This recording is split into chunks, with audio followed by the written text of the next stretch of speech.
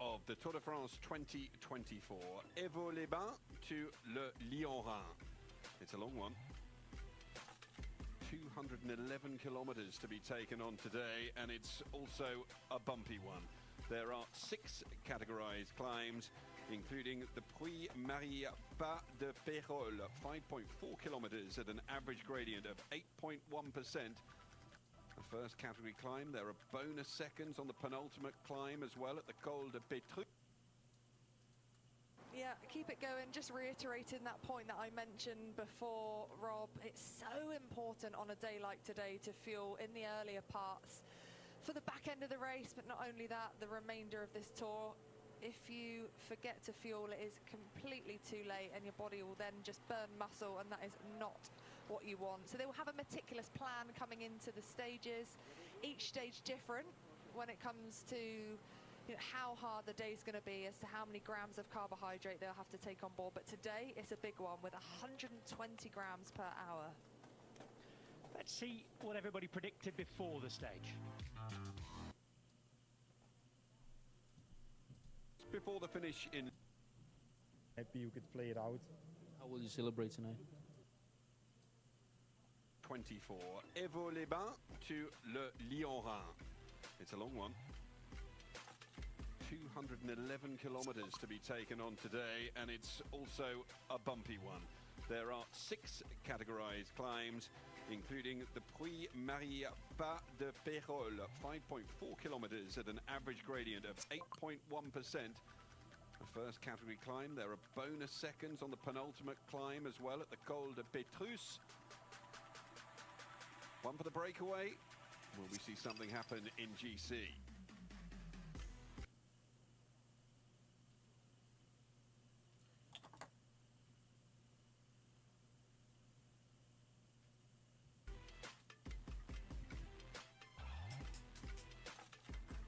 It was a relaxed day for the majority on stage 10, up until the finish, that is, of course, where it was a shootout for the sprinters. Time now to take a look back at what happened yesterday.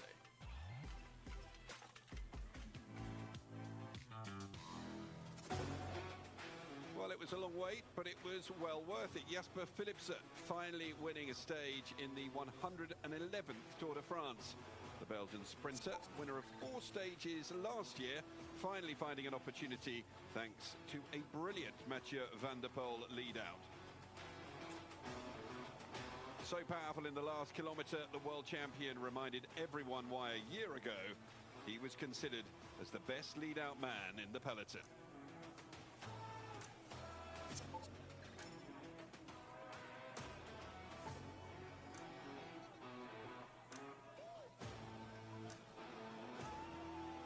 A 7th Tour de France stage victory for Philipsen.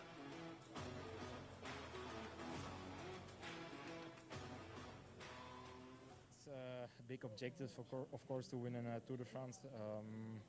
It's what we worked for, what we came for. And yeah, I'm happy after stage 10 we can succeed.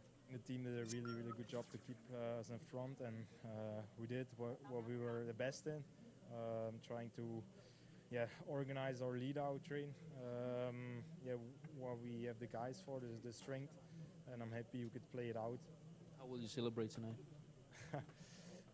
Yeah, for sure, 1 glass of champagne, but the tour is not over, and there's still luckily opportunities to come for us, so I'm looking forward for this one. This was Jasper Philipsen's 10th Grand Tour victory, becoming only the 2nd Belgian to reach this milestone in the 21st century after Philippe Gilbert. Behind the Belgian, the green jersey, Biniam Gami. I'm going a little bit too pure sprinter, you know. It's super nice. To be honest, today I was just planning also with my team to be top 3, you know, don't lose so much point. But in the end, I think I did a super good sprint, and then I was 2nd. You know, I just need to be satisfied with today's finish, because everybody was so relaxed, so fresh, because yesterday was rest day, and then today the start was quite easy. You know, it's nothing, and for me it's not the best finish to delivery for the first, but I'm just super happy. I don't lose a lot of points, so that means good. Not a lot of points, 22 to be precise. The gap closed by Jasper Philipsen on Biniam Girmay. Girmay still very much in pole position in the green jersey, but we might be beginning to see the start of a battle.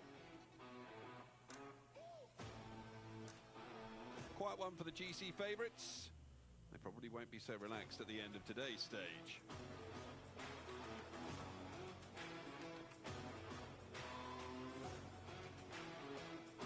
A 33-second lead for Tadej Pogačar. Remco Evenepoel in second, Jonas Vingegaard in third. Roglic, Ayuso, Almeida, Rodriguez, Landa, G and Jorgensen making up the top 10.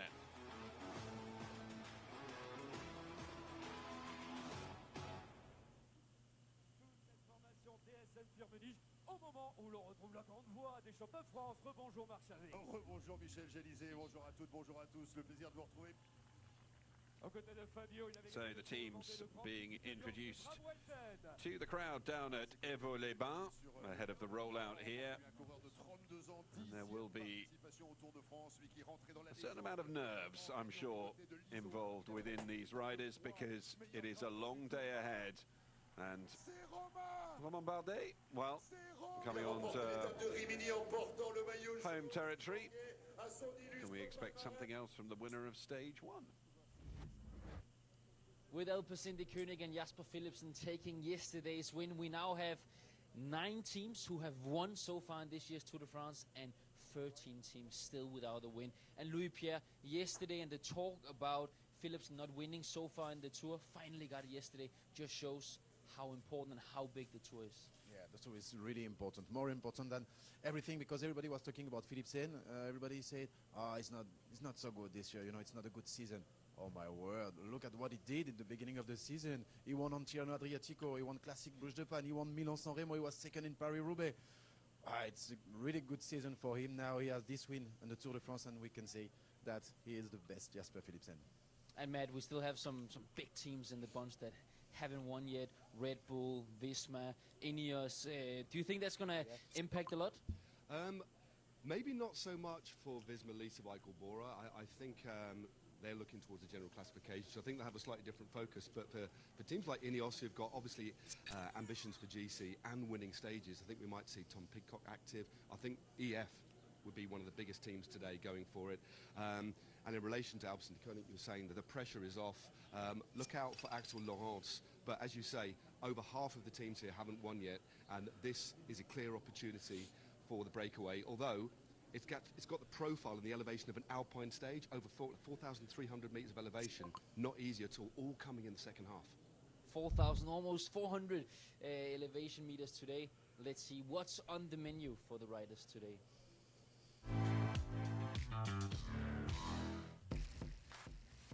So here is the profile of today's route into the Massif Central, setting out from Évaux-les-Bains. They have 65 kilometers before they get to Bourg-Lastic, which is where the intermediate sprint will take place. Then there are the 6 climbs of the day. The first to 4th category climb, the Côte de Mulieu, 1.9 kilometers at an average gradient of 6.3. Then the Côte de la Rode, a 3rd category climb. It's still bumpy right the way through to the concluding 50 kilometers of the stage, where the climbs come thick and fast. The Col de Néron, 3.8k at an average gradient of 9.1%, is followed by the Puy-Méripas de Pérol. Then there's the bonus seconds at the Col de Pertus, before a climb just before the finish in Le Liorin at Col de Fond de Serre. Unbelievable. That's 3.3 kilometers at 5.8%, after the 4.4 at 7.9 at Petrus. This whole stage is nothing but a climb. So a challenging day lying ahead, and as you have just seen from the profile, a return to climbing, a return to elevation, a return to the challenges that those put forward to the riders. Woo! So a slightly more reserved atmosphere. Let's hear from our experts about the stage. Today's stage is not for the faint-hearted. We're not in the Alps, we're not in the Pyrenees, but the profile today, Anders, lends itself to what we'd see in a mountain stage. Lots of talk whether this could be for the general classification riders or a breakaway. What are your initial thoughts on what could happen today? First, like everyone else, I think it could be a potential breakaway stage because we have a long run-in before the climbs, but we know there are so many teams, so many riders who want to be in the break, and we saw that many times in the Giro d'Italia, how long the fight was for the breakaway to be established, and in the end, Pogacar took it all. So I don't know what's going to happen, because if they don't get a long enough advantage, I think the GC riders are going to fight for the stage point. Matt Stevens, the Puy-Marie could be a great launch pad, but it comes with 31 kilometres to go. Do you think general classification riders will try to do something there? I think Tadej Pogacar in particular, if he senses an opportunity, will go for it. He races on instinct, and I think deep down he might be a little bit worried about the way that Jonas Vingegaard is riding. And remember, it's a short climb, 5.8 kilometres at over 8%, right up Tadej Pogacar's alley. So I do think we'll see potentially two battles, but that just what Anders said before. Given the narrow roads we've got today, the technical nature, there'll be a lot of momentum in the peloton behind, positioning for the GC teams. So it could be that the break doesn't get too much, and it could all even come back together. So difficult to call, although I do think the break will stay, but definitely a battle for the GC. I think the climbs are hard enough. Well, here at the start, it's starting to feel a little moisture in the air, little raindrops here and there, so that could also have a big play on what happens in today's stage. But one thing's for certain, there's going to be some riders who came here for the general classification who are out of contention, and they want to try and get revenge, and they want the stage victory. And as has been mentioned as well, 13 of the teams still without a stage victory on this year's tour. It has been relatively well shared out so far, 10 stages, 9 different teams with victory. And that does leave the 13.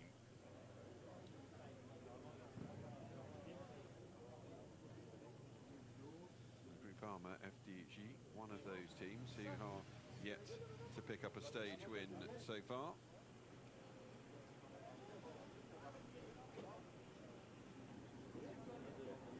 Now here from EF Education Easy Post. One team who's been incredibly active throughout this Tour de France is EF Education Easy Post, and today they've got 4 options whether it goes to the breakaway. Matt Stevens, there is a high chance that the breakaway could stay away until the finish here on stage 11, and the general classification riders are battling it out. It's almost 2 races in one. Yeah, I think it's more likely the breakaway will stay, but you never know. We saw some similar scenarios in the Giro d'Italia where I thought that's a day for the break, and the momentum with the GC teams in terms of positioning on narrow roads and climbs meant that the break never got a lead, and it ended up being a GC battle. And I was chatting to Charlie Wigalius, one of the DSs at the team at EF, and he said, you know, you just think you get to understand the new narrative of the sport, the new way that the races evolve, and he said, you just got to tear it up. Like, he didn't understand what happened yesterday. We can't really predict. It's unpredictable. What's going to happen today. It's great, but we're all learning, aren't we, as it evolves. But EF, in terms of their firepower, they've got so many options. They haven't really got a GC rider now, but looking at the profile at the back end, it's going to suit Ben Healy, it's going to suit Carapaz, it's going to suit Nilsson Paulus, it's going to suit Alberto Bettiol. They've got Bissiger to use early on to force some splits. They've got a team that really could make a difference today. When there's so much elevation like we've got today with 4,350 metres, you take a look at Richard Carapaz, you take a look at Nilsson Paulus, who ordinarily would be general classification riders. Yep. They're out of that now. Yep. And so this stage is almost tailor-made for them, particularly with those short, punchy climbs. Yeah, and I think if they do get into a break, what they won't have to do is go head-to-head with some of the GC guys. So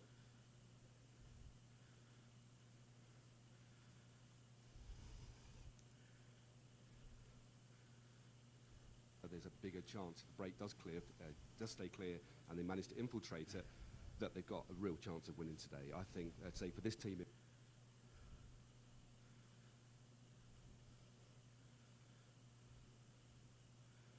in particular, and 1 or 2 other teams, this is the biggest chance, I think, to take an actual stage win. So expect to see the guys in pink with their aero helmets, pink and yellow, And of course, their furry banana, courtesy of Richard Carapaz, really in the mix and really shaping the race today. It's always evident when they're going for a stage victory, when they've got the skin suit on, they've got all of the aero equipment.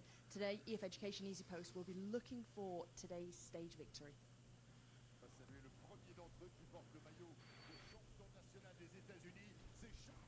Well, they've got options, and those riders yesterday will have enjoyed the fact that it was quite a relaxed day for the majority and right up until the end. Alberto Bettiol, who didn't do anything on the rest day at all, able to relax and enjoy himself yesterday, as it was a very casual rollout throughout the stage. Richard Carapaz, one of the riders that Hannah and Matt just mentioned as potentially having intentions on today. Let's hear from him. Richard Carapaz, hoy puede ser un... So, Richard Carapaz, can today be a good day for you? You won on the Vuelta and on the Giro. You're missing a win on the Tour. Well, we'll have a nice week. Today's a good opportunity, so we'll try. I'm looking forward to it, and I'm hoping it'll go well. What do you think about the route and the climbs today? Well, this stage is going to be quite tough. It's a long stage, but all the percentages of gradient will be together in the finish. I think we'll have a good opportunity, and I'm going to go for it. But hopefully everything will go well, and I'll be able to have a chance. What do you think about the fight between the breakaway and the GC contenders? Is today a good day for the breakaway? Obviously, it's going to be complicated to keep the breakaway close, since there's a 120-kilometer stretch at the beginning. But hopefully the breakaway makes it until the finish, and I hope I'm part of it.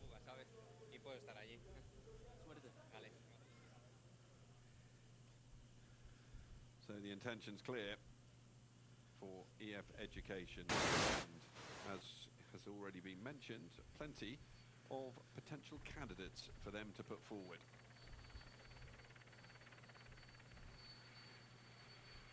Moisture in the air. We wait to see just how that impacts today's stage. Jonas Vingegaard, comfortable, but will know that today will present some challenges and he will have to be on his guard. Let's now hear from Team Jaco Alula's Michael Matthews.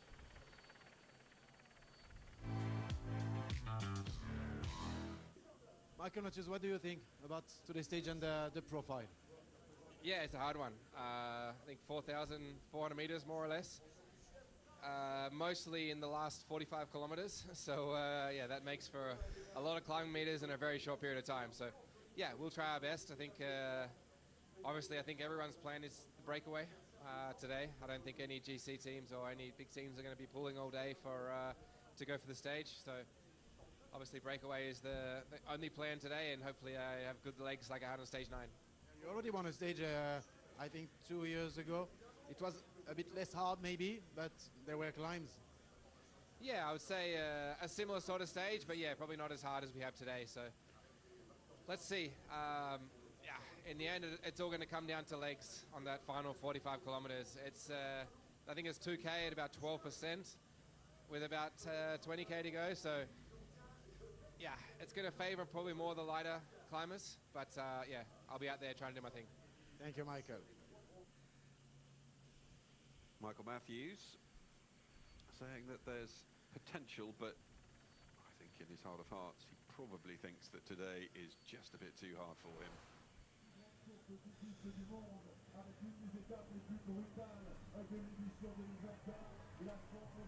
All getting set now down at the start in Évaux-les-Bains. Features in the novel Jean by Georges Sand in 1844. He wrote, in ancient times, hot springs flowed at the Baume Rock a few kilometers from Évaux. These springs, guarded by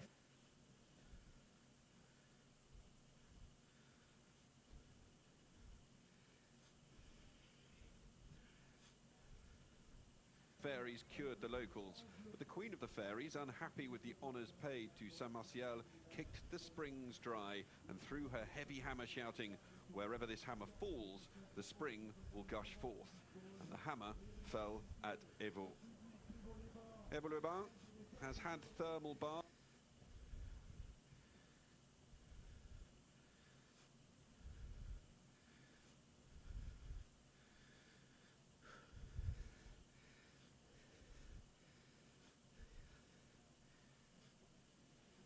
Since the time of the Gauls, taken on by the Romans, and as we can see here, also boasts a number of beautiful churches and buildings. This one, the Church of Saint-Pierre, Saint-Paul.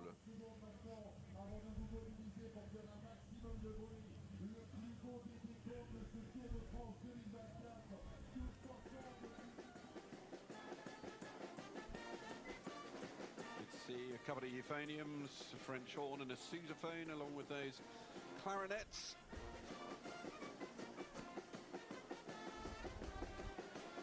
Banjo looks a little out of place, but it looks like he quite likes standing out.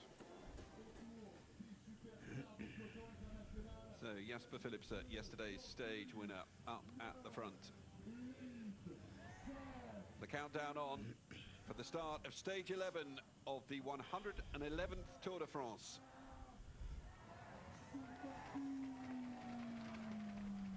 And the départ fictif is underway.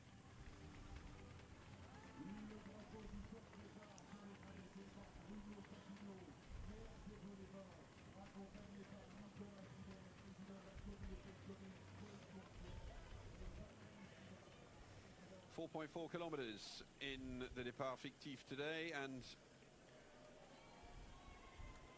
I'm sure that it will be more nervous today.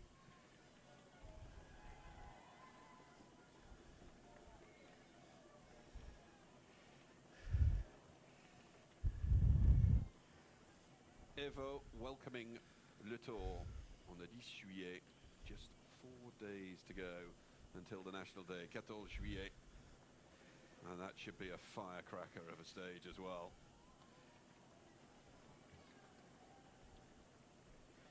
Let's go and hear now from Frans Maassen. Frans Maassen, today it's a really hard stage, lots of twisty, narrow roads, lots of elevation. Are you expecting a fight for the general classification?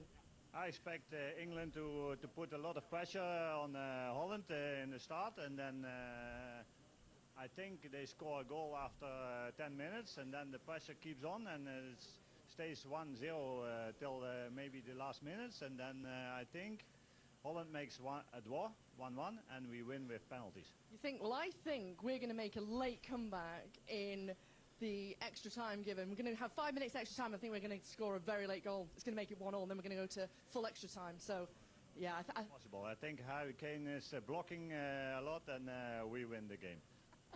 Well, success for that. But today, on 2 wheels, we've got a hard stage on our hands. What do you think can happen for the general classification, Frans? Do you think anything? Anything can happen today, to be honest. It's a really hard stage with a lot of altitude meters, some heat in the end, I think, and I think, personally, I think the brake gonna make it. You think? That's one thing, yes.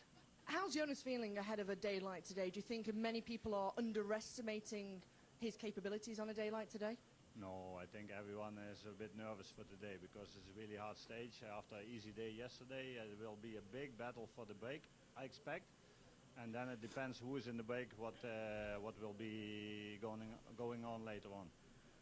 You've got Peter Bos, one of the great football coaches in the Netherlands. He's going to give you some tips. Is he going to join you in the team car today?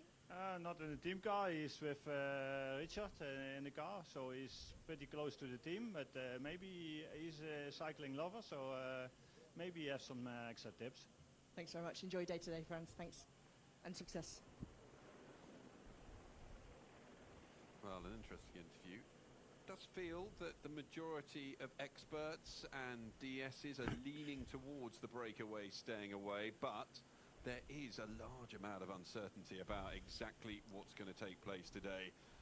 and most of that is wrapped up in that final 25, 35 kilometers with 4 climbs. In yellow, Tadej Pogacar, his 29th day in the yellow jersey. Jonas Abrahamsen remains in the polka dots. Will he still be in that jersey at the end of the day? Biniam Girmay, he will stay in that green jersey, and Remco Evenepoel is in the white.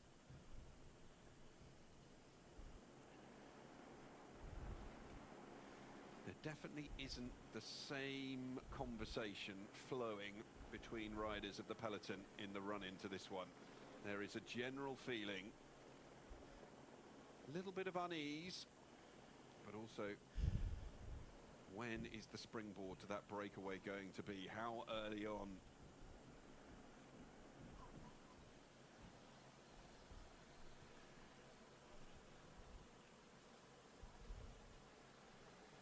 Drifting towards the back, Egan Bernal currently sits in 12th place, 5 minutes and 25 seconds behind the time of Tadej Pogacar.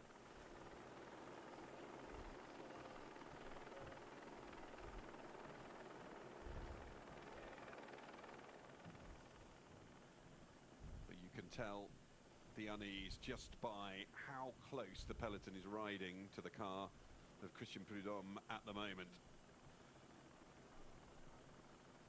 Roads are narrow.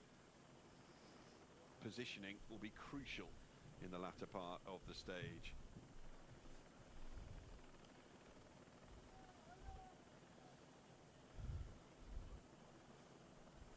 As you move further back down the peloton, a few more conversations taking place. Although there are no categorized climbs in the initial stages of the etape, there are not flat, straight roads. It is going to be perfect for a springboard, but it's just where will that take place? Will the sprinters teams want to try and get riders through to Bourges-Lastic for the intermediate sprint? Can Jasper Philipsen put any more dents in Biniam Girmay's lead in the green jersey standings? All remains to be seen. And it'll be either the breakaway or the GC riders who will contest the end of the stage with those 4 categorized climbs, most notably the Puy-Marie Pas de Pérol and the Col de Pertus. And that penultimate climb, a second category climb, with the bonus seconds up for grabs as well. Is that going to be attractive for Tadej Pogacar? Well, the scene is set. Time now for us to go over and join our commentary team. Today starting with Sean Kelly and first Carlton Kirby.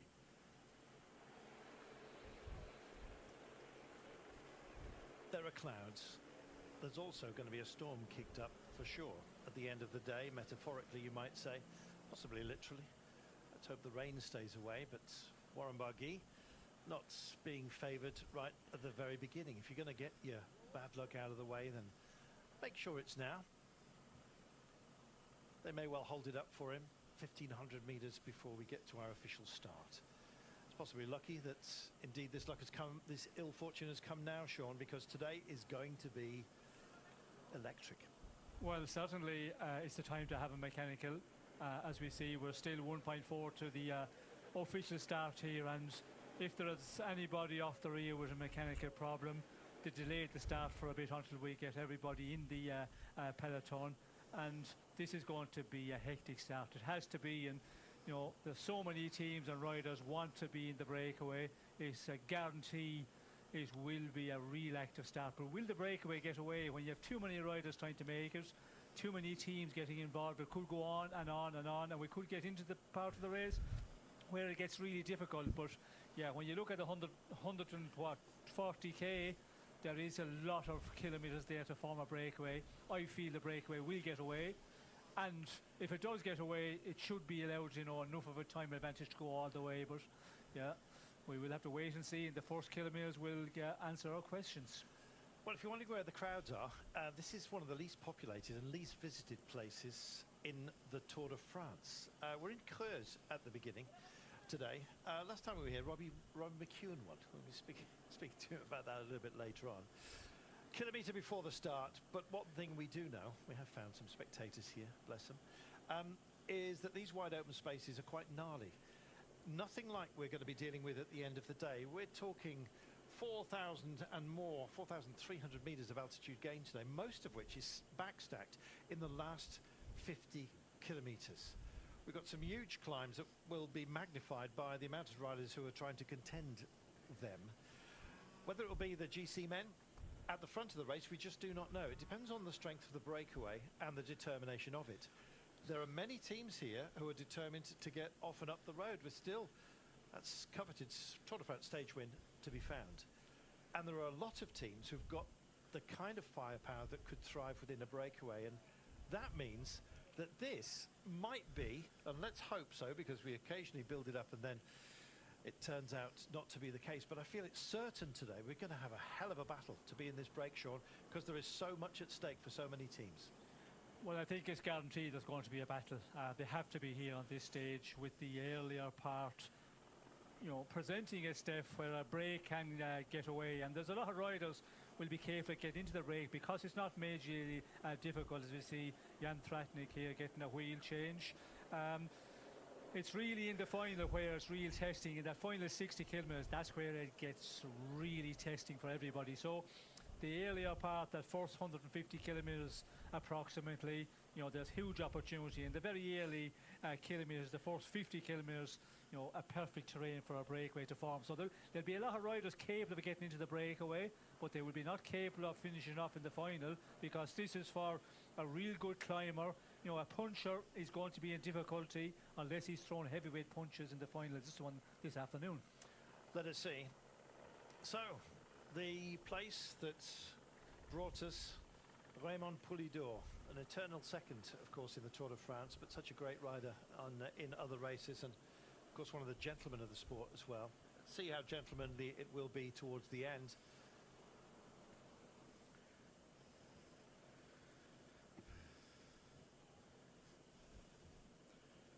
A big day in the Tour de France. If you have the amount of ticks that riders must have put against this, marking it up as a potential, then it was a very long list.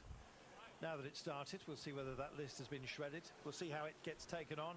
There's a lot of ambition today. Whether it will be realised is anybody's guess. And we are underway. Nothing quiet about this start. Abramson, no surprise to see the polka dots up towards the front. He's got an intermediate sprint, but more importantly for him, he's got a couple of the lesser mountains that we're going to be dealing with up ahead down the roads. But the last 50 kilometres of today is where the action points really will come thick and fast. And it may well be, if a strong breakaway does manage to get themselves off and up the road, that in fact we get two races within one. Remco Evenepoel at the beginning of the day said it could just be a case of him trying not to lose time today. At the end, Tadej Pogačar, his name is being screamed loud and proud amongst of course the favourites for today. Whether that will be in the secondary battle amongst the GC men or indeed at the pointy end, we don't know. We can only find out once this breakaway is established, and Sean, it could take quite a bit of time. Yes, it could take a bit of time. We can see World Poles here from Bahrain victorious, trying to push on here. Yeah, there's a lot of teams mixtures here, as you can see here. You know, they're just looking and waiting who's moving. Nobody wants to make the big effort on the front of the peloton, and as we can see, you know, they're all following each other here, and that is the problem when you have a day where everybody pretty much is talking. There's a good possibility for the breakaway to get up the road and go all the way to the finish and fight for the stage win. Well then, you know, there's a lot of interest, and you know, 9 teams with stage wins here. There's a lot of teams, you know, need something out of this one, and today is an opportunity day. Campeonato, and never that far away from the pointy end. Francis de Jure desperate to get a stage win. So many French riders and French teams have shone in this race, and they want to be part of it. The American champion, Sean Quinn, up towards the 4. We expect sort of a rolling series of attacks. I think from EF Education Easy Post today, they've been very much animators of this race. Still to find their stage win, maybe that will be today. It seems an ideal one for Ben Healy, who hasn't shown his nose just yet out front, Sean, but it's only going to be a matter of time, surely. Yes, well, it's certainly a matter of time. We can see there EF Education Easy Post. Paulus is the one who is, making the moves here, but you can see there that there's, a lot of the teams were expecting DSM. We can see there. We can see Total Energies, Group AM FDJ. We can see again EF Education, Paulus having another go here. So the teams that you're expecting to, want to be in the breakaway, they're all present on the front here, but they're all waiting, watching each other. Nobody wants to make too much of an effort when they feel it might not be the right move, but we can see here it's starting to stretch out. Matthew's just tagging on to, I beg your pardon, we'll reboot that. Roman Bardet, very much surprised to be out of the front so early. I thought it would be Warren Barguil, but he suffered a puncture. Don't know whether his shoulders have dropped modestly. Let's wait and see. This could be a folding affair, Sean, for quite some time. Yes, well, it looks like that it is getting very tactical here, and we can see Stefan Kung from Group AM FDJ having a go here. Yeah, when it's a day, it's pretty guaranteed the breakaway will get away. Then you see a lot of the riders just looking, waiting, not making too much of an effort, riding on the front for long time with riders in your wheel here. So that's what we're seeing here at the moment. Yeah, a lot of waiting, looking at each other, following wheels, and it looks like it's going to go on for a while. But at any point when you get 10, 12 riders up the road, the teams that want to get in the breakaway are out there, then the GC team slows it down. It could get away suddenly, and you have to be there if you're a team that want to be up there. And we can see Carapaz moving here. EF Education, the Easy Post is a one we're expecting to be very active, and they have been right from the start.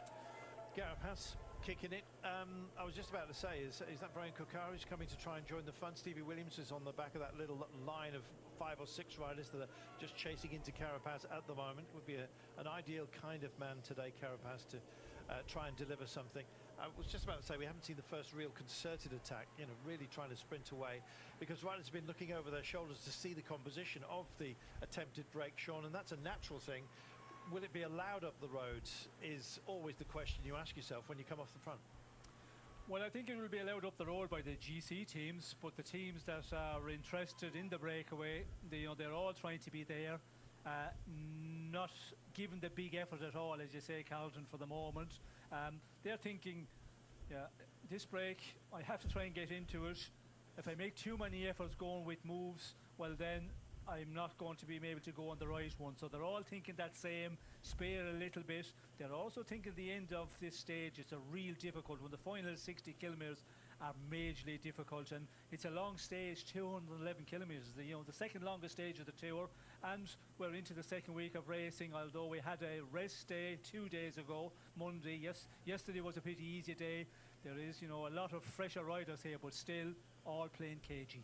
15 or so riders just all locked together at the moment, all looking at each other, wondering about the composition of the group, just wanting to make sure that nobody with a real threat to the GC. Even what would you suspect, Sean, would be an acceptable rider? Somebody who's more than 5 minutes on the overall classification would be allowed in the break. Is even 5 minutes too much? Well, I think around the 5 minutes, and depending on who that rider is as well, because we're very early in the race. From the mountain stages, we had one stage already in this race, and this is only the second mountain day, so we haven't had a real test. But I think around that 5 minutes is one where the teams will be looking at not allowing a rider in that place in GC to get up the road. Well, there's no doubt about the teams with ambitions here. John Degenkolb has now joined the fun here, just tucked in. Saw right at the very beginning of the day, Mohoric was certainly hovering around the rear bumper of Christian Prudhomme. And we'll be hearing from Matt Stevens in a few moments' time on the motorcycle. French champion has got himself up. Paul Lapierre for Decathlon AG Tour La Mondiale. They would love something out of the day. Lidl Trek looking extremely busy. Few other teams as well. Total Energy is clearly getting a massive boost after Anthony Turgis' victory on stage 9. They were some of the early animators here. Everything being neutralised just for now. Let's hear the thoughts of Matt Stevens. Bonjour tout le monde. I'm on the moto again for stage 11. I've got my cheese in hand, but get ready to fuel me on what is going to be a very, very long day in the saddle. But my first observations of the first few Ks, we're actually ahead of the race at the moment. We're going to try and drop in behind any breakaway that forms early, is that it's just really undulating. You don't get a true sense of how hilly this is by the profile. It looks pretty flat, but I believe you me, it's up and down. They'll be carrying a lot of momentum into each of these kickers, strength tapping, and also on chipping watch as well. The road surface we've got out in rural France is a little bit like we get in the UK. Harder, bigger chippings, a little bit harder to move through, will sap the strength a little bit more. So all of these factors will play in to the fatigue that will set in at the back end of this extraordinarily long and difficult day in the saddle. But for me, it's bon appetit, and back to the commentators. Thank you, Matt. Heavy road, Sean, we were discussing this before we came to air. You said it's not a nice place to ride your bike. Very fatiguing. Just explain what a heavy road means. Well, exactly as Matt said, the surface on the road, there are bigger chippings here, and you know, heavier roads, we say. The bike doesn't roll as well as on the very smooth roads, and some places in France we have real smooth surface. Here is that heavier surface, coarser surface, and that makes it more difficult. And sometimes here you can get really warm, although today it's not too warm here at the start. They're giving it warmer late in the day, so that is going to be a help to a lot of the riders here. But yeah, in general, this part of France, it is a heavier road surface for all of this stage. There we go. Finally, a Trident off the front here, double checking over their shoulder, see if anyone else is going to be tempted. Surely 3 are not going to be allowed to go when there's so much at stake for those teams who've not got much out of the race so far. Arkea, of course, with Kevin Vauquelin. They've been busy in the sprints as well, really trying yesterday to get Arnaud Demar into position. Didn't quite work out, I'm afraid, for Demar. But they're quite a team that will indeed go all in. And guess what? It's Vauquelin again with Pachier and Johannesson. This is 3 riders, Sean, that you would have put a tick against today for. Yes, but we were putting a lot of ticks earlier on today. That is true. When we went down to the start list, I think we had about 25 ticks there. So yeah, it's not surprising we have some of them in that ones who are highlighting. But there's going to be a lot more, I think. And I'd be surprised if this, you know, slows down and allow this breakaway to go away, because the riders we have up here, you know, they are serious ones, but it is enough, and there will be teams who will start to try and get across here. They will get an earful in the DS's, from the DS's team car here to get across to this one. And yeah, when you can see, you know, Pachier, Vauquelin, Johansson, you know, 3 good riders here, but how long will it be allowed? Well, almost the eternal question, I think it's fair to say. And here's your answer, Sean. There's a few others that would like to reach out and indeed join the fun. I thought that Lutsenko might have another one of his louder days. He got himself up in the break a couple of days ago, and in fact into Troyes, finishing 6th place that day. He's got some happy hunting grounds, of which he would probably count this, but the trio, indeed for the time being, are being allowed their head because the chase can't organise itself, Sean, and a few disruptors are getting involved as well. We've got teammates within this trio. Yes, well, we can see that there's riders from the men that are in the breakaway on the front of the peloton.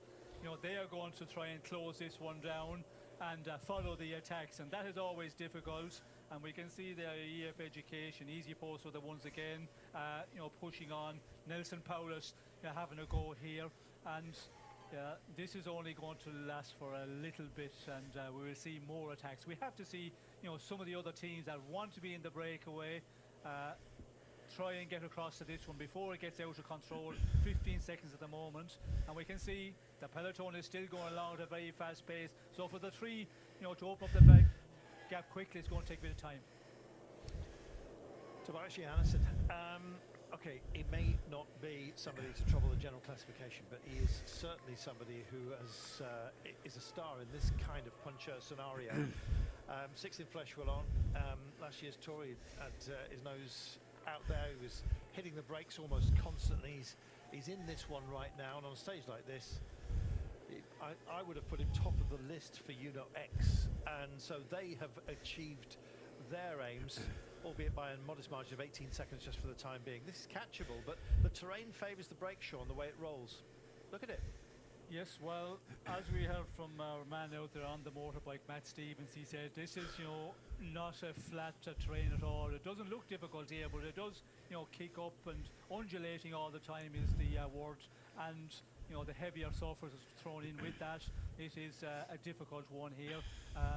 But we can see 21 seconds at the moment. They're all just waiting back in the peloton. Who's going to take up the chase? And you know, we can see there in the general classification, a long ways down the guys who are up there. So there's no, you know, worries at all whatsoever there. But we can see here still being stirred up on the front of the peloton by EF. I think the danger to everyone, including the ambitions of those who would be in the break, is Kevin Vauquelin. He's taken a stage. He's been selected for the Olympics, Sean, for the French team.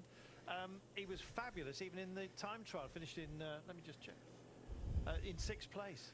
I mean, he's a man who's got everything at the moment. He's certainly one for a day like this. Yes, well, this is the terrain that I know he will be able to defend well and try and get a stage. Speeding guys in the meeting, so Bahrain education first. The French team are more motivated to move on. Well, there you are. More motivated. I don't know whether that means than us. I very much doubt it. But you can see the exchanges that are going on. Is it in the interest of the GC teams as well, as Wout van Aert starts to mix it? We've seen as well Stevie Williams having more than a couple of digs so far today. Chris Nylance is in the gang here, and it's starting to look a little bit laboured at the front of what we can call the peloton, just behind this group of 8 or 10. They've got the firepower, Sean, to eat into that gap. It's whether they will do or not. They certainly look motivated to do so, but look at the catch that's being attempted behind. Is that Healy who's trying to get across? I think it might be.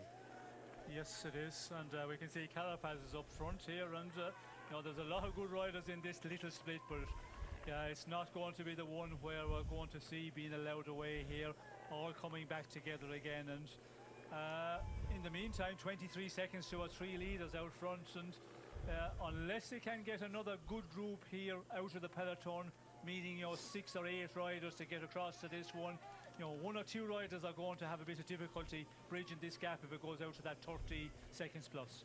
Well, this man could certainly get up there. Wout van Aert, Sean, it would be great to see a display like we know he has within him.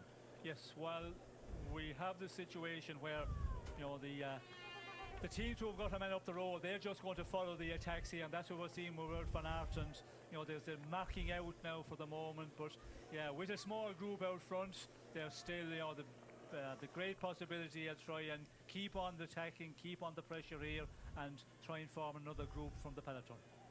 Well, just looking back in that group, I was hoping to see somebody from Jayco, actually. I even thought maybe Simon Yates today, particularly Chris Harper, though. And Michael Matthews was speaking favourably about trying to get involved today, but there's a few teams that have just ebbed as others have flowed. It's very early days, though, Sean. Well, it's early days, but you know, in the early part of the stage, that's where the breakaway you'd expect to form in the the first 20-30 kilometres, high speed. It should be the place where we will see the break getting away. But with the 3 men out in front now, and still a lot of riders still continue on to attack, and a lot of teams wanting to get across, this could go on for much longer than you would expect. But again, when you have so much interest in the breakaway, often we see the case where it goes on, and it takes a long time into the day before the break manages to get out. Coming through Ozon says, let's hear what Adam says. Adam, welcome. A very dramatic day in prospect, and lively right from the off. Just what we need. It is just what we need. I'm sure a lot of riders are thinking it's exactly what they don't need right now. But interestingly, It is going to be a real big battle for the breakaway, but just have a look where UAE are. You know, they're so good at this. They just let the race happen in front of them. They let the kilometres tick by. We heard on the breakaway this morning an interview from Tadej Pogačar telling us how hard the final of this stage was. So if they want to control it today, go for a stage win. It's going right up their alley at the minute. You know, they don't have to control it. They're not riding on the front. They're just letting this fight for the breakaway go on and on and on. And the more it goes on, the more it benefits them because they don't have to do the pulling on the front. But a few teams that are really trying today, obviously Wout van Aert is pulling up there with Visma Lease bike. Also Israel Premier Tech, they look like they're really trying. They've got Chris Nielands and Stevie Williams, who I think will be brilliant to go for the break, but Jake Stewart, also Hugo Hulla's been right up to the front. I think them and EF, they're wanting Carapaz and Ben Healy, but they want both of them in the breakaway, not just one. So it's a big tactical game that's going to be played to get in this breakaway today. Still they drive. Let's hear from Matt. Another key aspect of a stage like this, it is a very remote area, but we will from time to time pass through villages and towns, and because of the rain that we've had, what you've got is a lot of wet and dry road surfaces. Forgive me for waxing on about different surfaces, but the technical side of the sport and road surfaces, wet and dry, so important, because wet surfaces, changeable surfaces just add immensely to the stress. We've just passed through this little village here. Lots of acute right-handers, a little bit of off-cambers, pedestrianised areas, speed bumps as well, lots of new patchwork tarmac as well to contend with. Just another factor to add to what is already a pretty challenging day. And as I said before, just to re-emphasise, this is very hilly. Lots of the climbers have already been over in the first 15k. On a ordinary flat stage would definitely be categorised. Corkscrew descent coming up. Yeah, this is super technical. Should be very active. Back to the commentators. Thank you, Matt. Kobe Hussens and Frank van den Broek at the side of the roads. Frank got up very quickly, Kobe taking a little more time. And talking about different grip levels here, I don't know whether it's a touch of wheels or whether it was a transition point as well. Looks pretty even surface, but not ideal at all, stating the obvious, I guess. But Kobe Hussens is okay, and for that we have to be grateful, Sean. But it is pacey, and it's going to take a while to get back in. Yes, pacey, and we can see the damage he's done. He's ripped a lot of his kit here, and yeah, you just see the dry patch there, and then there's wet patches. We also see a motorbike there after crashing, so I think that's maybe panicked a little bit of the riders. And yeah, at this rate, the way they're going, you could see there was groups. Healy was out in front, really pushing on, and yeah, if a rider just takes a little bit of scare and start, you know, go on the brakes a bit too much, as we can see here, the motorbike is just off the road here as they come round here at a real fast rate, and we could see very much on the front of the peloton the guy sliding out. Adam, do you think that motorcycle caused the incident there? You know, suddenly being at that throw-out point in the curve. No, not all. I think, excuse me, I think where that motorbike had crashed is obviously something on the road, because the rider behind, he might have seen it, braked a little bit. But if a motorbike's come down, they've got so much grip on the roads compared to these bikes, the tyres are so much fatter, that he might have slipped out on a bit of oil, a wet patch, the white line maybe. And then Kobe Gosens, who we saw come down, looks like he might have slipped on that exact same patch. So he's back on his bike. And you do forget how hard riders are, don't you? 193 Ks and however many stages still to go with all these wounds. It's incredible, isn't it? Riders were kind of used to them. This is a break. Used to them just carrying so much. This is a break. Ben Healy started this, Adam. He really is a danger man. If he's going, there are other riders that want to be with him.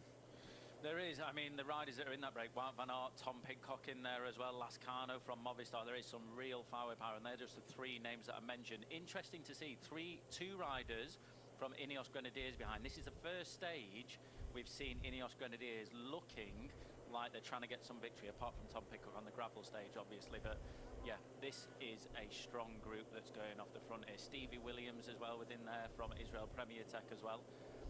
Carapaz coming in the background.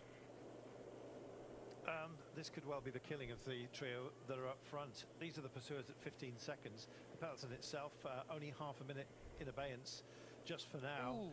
You look at the power within this group, it's phenomenal, Sean. Yes, and we can see there, yeah, two from Visma, isn't it? Two from Visma, yeah, I was going to say, two from yes, Visma, it's important. Yeah, yes, Lemon is there, and this is an interesting one now, because it's, what, 10 men approximately, with another riders coming across here. this is a big one, and it will be interesting to see, will this be the one that'll stick? We can see the teams that are represented here. This could be the breakaway of the day. This is a breakaway and a half. 2 riders from Visma, 2 riders from Ineos Grenadiers, Pidcock and Kwiato, 2 riders from EF there as well. I mean, the firepower within this. We spoke this morning on the show about how the breakaways formed, and for most of the teams wanting to win the stage today, they'll probably need a teammate along with them, and there's 3 teams there who have got some right firepower behind them. Gregoire and Madouas are in here, Carapaz and Ben Healy, Stephen Williams, no teammate for him, but Zingler is here. We have Loscano as well, Oil Loscano from Movistar. Oscar Onley has made the trip with Harold Tejeda. Wout van Aert, though, absolutely outstanding. We have Kwiatkowski and Pidcock. What a pairing that is as well, with Bruno Amarai. I think these guys are now having a chat to each other. The forlorn hope of them avoiding merging with this group, but it would take it to around 17, 18 riders. I'm sure I've missed somebody out there, Adam. That looks like, even with this modest margin, a group capable of keeping away. Yeah, that is definitely a group that could stay away. They see UAE rider Tim Wellens moving up to the front as well. EF just right on the wheel of Jasper Stuyven. Obviously, Trek have missed that breakaway. They want a rider in there. So Stuyven, he has got a job on his hands. But with that EF rider behind him, as soon as he swings across, he will just shut it down completely. And the riders that are in the break, you can imagine see those teams, the other riders from it within the team, come into the fore of the peloton and just trying to neutralise things ever so slightly. But there's only around 20 seconds between that group behind and the peloton at the minute. They really need to keep on the gas for it to go away. Yes, we can see there the peloton in the background of this group coming across to our leaders out on the road. It's a margin where it's not over yet, and if you have more teams with little Trek who want to push on here, as we can see Stuyven still riding on here, and the teams who have got men up the road, they are going to just start, blocking here. So it's going to be an interesting one, because they have to close this one down quickly, because if it gets together out front and they get that 20-30 second advantage, well, then it's going to be an impossible task to close this very powerful break. That's Luke Durbridge on the front now. We heard from Simon Yates. You can see him about 6 wheels back just in front of Alberto Bettiol in that Italian national champions kit. He is right up towards the front today, and he stated that he wants to go for the stage if it's available today, and it suits him down to the ground. So Durbridge trying to see if they can bring that group back just in the background there, so they can give Simon Yates the best chance of trying to jump across. But the firepower within this group is ridiculous, and the combination of teammates within it as well, that is going to be hard for anyone, no matter who it is. If it was Filippo Ganna on the front of the peloton, to bring this back. Let's see, 19 seconds only now, the peloton. They really clearly fear this. Much of the drive being done by Jaco Alula, Sean. What's here? Yeah. My goodness. I think this is because they want somebody up the road. If Visma are going to do it, they want to be there as well. Carlton. Oh, sorry, Sean. I was just about to say UAE on the front, which is very interesting. If they were going to make a statement that they want to win this stage, that's it right there. Putting Tim Wellens on the front and bringing it back. Clear as day that Tadej wants the stage today. There you go. I don't want any assistance for Tadej Pogačar up the road, and for this incarnation of the break, that would have been the case. So it's going to come back. So reset yourself, Sean. The battle goes on. Yes, the battle goes on, and this is an interesting one. Is the break too big up there? Are they looking for a stage win from UAE? Adam, if UAE are going to try and control the day, it's going to be busy for them. Tadej Pogačar, I suggest, would have the mettle to carry it. Let's just get from team radio. Okay, so Castro say that UAE want to control the race, but yeah, for me, let's see the break. If it takes a long time, then maybe they don't have a choice, okay? So let's start sharp. We don't change anything from the plan for now. There you go, Adam. Battle plans have been drawn. They're trying to be neutralised by UE Team Emirates, who you've clearly pointed out are showing their strength today and their determination. But other teams as well will have some of that in bags, I imagine. They will have that in bags for sure. They will. I think today, as we heard, stick to the battle plan, what Ineos Grenadiers said then, but you just need to keep an eye on what's happening. When a team like UAE starts to ride on the front, it's clear that they want the stage win today, so you really have to reassess. And with a group like that that's just gone off the road, you can't let that size of a group go. And this man today, you know, Ben Healy to go for the stage win, it's a very good idea with Ben because he's got the capabilities, we know that, but he's only 7 minutes 15 back on GC. So for him, they're not going to give him that big gap, and also for Ben Healy today, it is going to be super difficult with the intention of UAE, what they're showing, already. You know, they're not going to give him the big gap. It's clear that Tadej wants it, and he needs that to be communicated to him, because the deeper this goes in to the race, the harder it's going to get, and the harder it's going to get for him just to hang 2-3 minutes out in front, the harder it's going to be to win the stage. As you see, Fred Wright suffering on these early slopes. Well, suffering now, Sean, going to suffer an awful lot more later on. Well, that just tells how difficult you know, this terrain is. You know, the surface is very heavy going here, just that racing full on, and it's certainly on the race here, and we can see UAE pushing on, but we'll have to wait and see if it's to keep the race together and try and go for the stage win, and also, you know, upset the GC standings. But yeah, with Team Visma Lisa by 2 men up there, maybe they're concerned with that as well, and they don't want that to be a situation later into the race. So a bit further into this stage, we will see if they're still interested in controlling.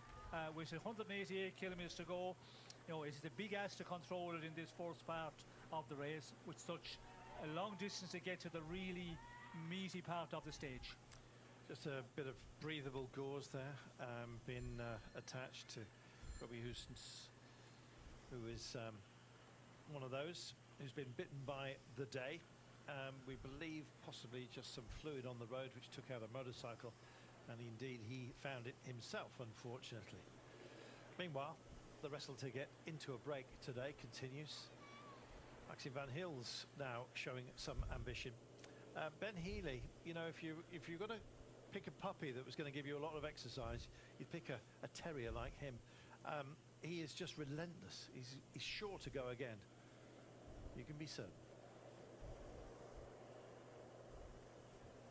Well, we're already a goodly distance into today's stage, with a total of 211 to be contended with.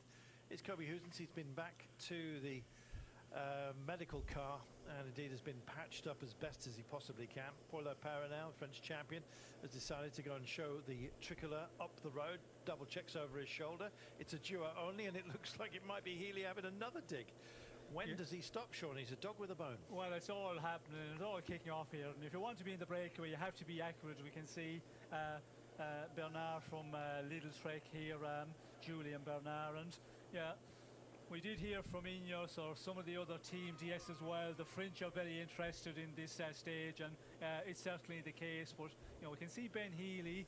He just keeps on trying and trying, and you know, he never leaves up. And yeah, that is his character. That's the way he likes racing. And all this sort of terrain, we know that EF Education wants to be in the break. But if you put too much in the earlier part with this very difficult final, then you might be in difficulty. But you have to make the breakaway, then see who is in it, if it's going to be allowed to get that big advantage to go all the way. So if you have the interest in getting in, well, then you have to give that big effort to be there. There's also, sorry Carlton, Roman Bardet, the winner of stage 1, just jumped onto the back of that. Davide Formolo, he's a very, very strong rider. Used to be in the team with UAE today, so maybe he will understand what their tactics will be today, even though they are clear as day to me. Got Mark Soler there just policing things. 2 riders back, Tim Wellens from UAE as well. They are right towards the front UAE and not letting anything that looks dangerous slide. And at the minute, anything with Ben Healy in it looks like they're trying to bring it back.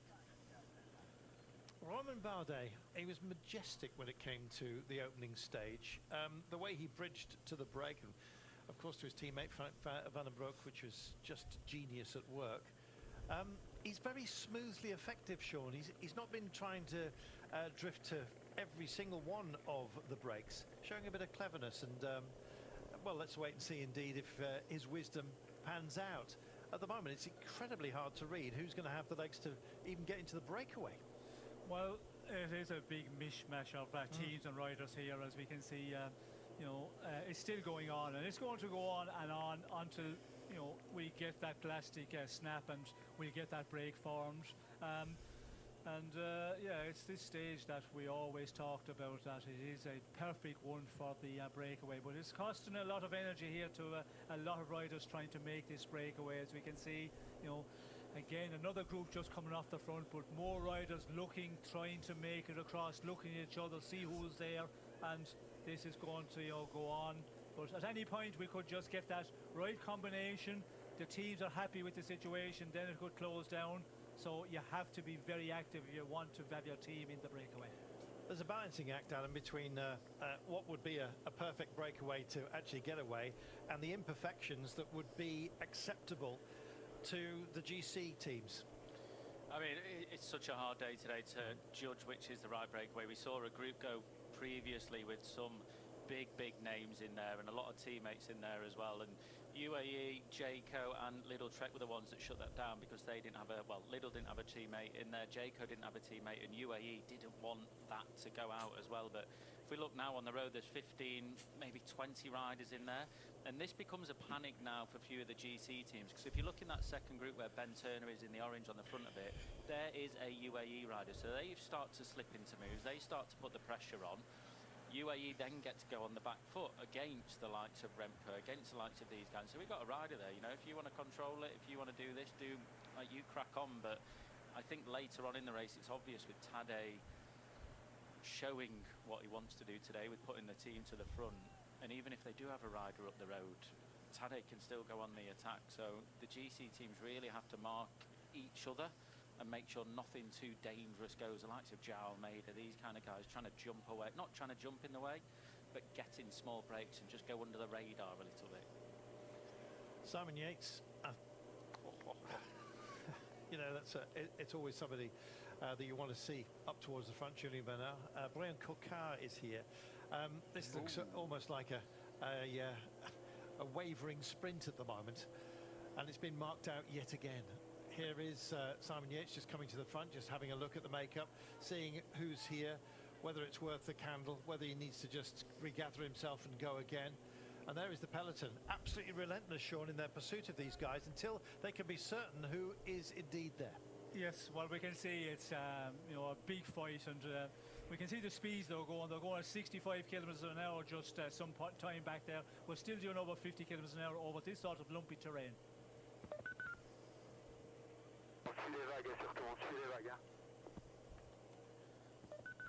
Well, we follow the waves, as you can see. Yeah, just that means, Adam, don't try and bite off more than you can chew, but just try and get the measure of those who are going off the front and join the right one. Save the energy. Don't jump in the moves, follow the moves is basically what that means, and just try to stay up there. Stay in that washing machine that's sort of slipping off the front. See Laporte go up towards the front. One man that I just saw jump into that large group who we've not seen at all this race. Ooh, that's a tight corner on very Look how sheer surfaces. it looks like it's new, Adam. It does look like it's new. They always lay new tarmac down, but I was just saying, Wout Poels from Bahrain getting in the mix there as well. We've not really seen him at all through this Tour de France yet, but it shows how hard this day can be. If the line is like Wout Poels are trying on stage 11, normally he's after stage 15 when he starts to come into it, but not this early on in the race. So it's a very difficult day, and that's why we're seeing so many riders, so many teams trying for it today. I must admit, Sean, I thought we'd probably have a better settlement right now, but it's a mark of how important every single day becomes. It gets magnified the deeper you get into a race if your team haven't got anything out of it. Well, the problem is here, there's so much interest in getting into the breakaway. It's just you know, marking each other out, and you know, you see a good breakaway of 20 riders almost, and then there is 2 teams or 3 teams are not happy with the situation. They just ride full on the front and close it down, that 15-20 second advantage, and that is what you could expect in this one. Will the breakaway manage to get away early? Will there be so much interest because of all the teams wanting to have, or pretty much all the teams wanting to have some riders in there? And that's what we're seeing on our screens at the moment. And this man just hanging out in front here. Yeah, you'd question this tactic from Laporte here, from the team. But he probably feels, yeah, if I'm just dangling out in front, they might 5 or 10 riders come across, and it could be the move of the breakaway. But you cannot do this for too long. I think this is a statement, Adam, from Visma Leasebike. First with Wout van Aert, now with Christophe Laporte. they really are sort of showing their steel grip at the moment, at least on their own affairs. It's an interesting one, though. This also shows me that Visma Leasebike have got big ambitions today with Jonas on the stage. I think if they weren't trying to jump in brakes, they'd want to make it hard behind, but they're trying to apply the pressure by putting a man in the brake for maybe I don't know why I got that late achievement. attack, maybe put a rider up the road for Jonas later on. They might be worried that if they get deeper into the climbs, the likes of Van Aert, the likes of Laporte might not be able to help. So send a rider up the road in anticipation maybe, but I'm trying to think. I can understand if Jonas went on the attack, but on a day like today, I don't think the climbs are long enough for Jonas to go on the attack, but obviously they have different ideas and they know Jonas obviously a lot better than what I do and what we think is happening, but yeah, they've got a plan and they really want riders in the break today. Adam, we don't know what's happening. Do you agree with me? I'll take it. The only thing I do know is that UAE want to keep it up there for a stage. I think that is black and white to me, the way they've been riding so far. After that, not Thanks for watching. Like, subscribe. Got a ride tomorrow. Keep your eyes peeled for it. Hopefully it's not as late as today, but Unprompted, he said, I'm not nervous about today. That was a really strange thing to say. So, I mean, I would have thought everyone is pretty